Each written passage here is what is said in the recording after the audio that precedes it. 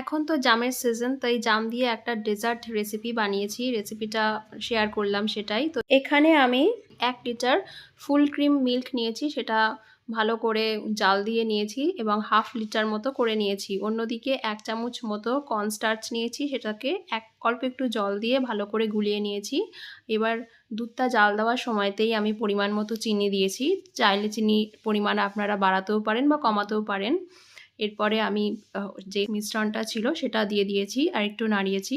পরে আমার একটু মনে হয়েছে চিনির পরিমাণ অল্প আছে, তাই আরেকটু চিনি দিয়ে সেটাকে ভালো করে জাল দিয়ে দুধটাকে এবার ঠান্ডা করতে দিয়েছি।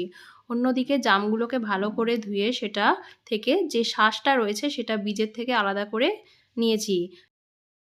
এখানে খেয়াল রাখতে হবে জামের বীজের কোনো অংশ যাতে পাল্পের সাথে না মেশে, তাহলে কিন্তু এই মিষ্টিটা তিতো হয়ে যেতে পারে। তো যাই হোক, এই পাল্পগুলো আমি একটা মিক্সির মধ্যে নিয়ে ভালো করে মিহি পেস্ট করে নিয়েছি। তারপর দুধটা ভালো করে ঠান্ডা হয়ে যাওয়ার পর জামের পাল্পটা আমি দুধের সাথে ভালো করে মিশিয়ে নিয়েছি।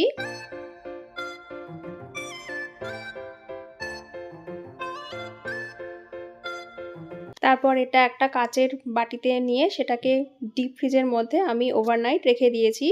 এই মিষ্টিটাও আমার খেতে ভালো লেগেছে, কিন্তু যে লিকুইডটা ছিল সেটা আমার খেতে বেশি ভালো লেগেছে। আমি খুব একটা ঠান্ডা খেতে পারি না বলে। কিন্তু আমার হাসব্যান্ডের আবার এই ডেজার্টটা বেশি ভাল লেগেছে। কিন্তু আপনাদের যদি কুলফি মোল্ড থাকে তার মধ্যে দিয়ে যদি এই ডেজার্টটা বানান তাহলে আরও খেতে বেশি ভালো লাগবে।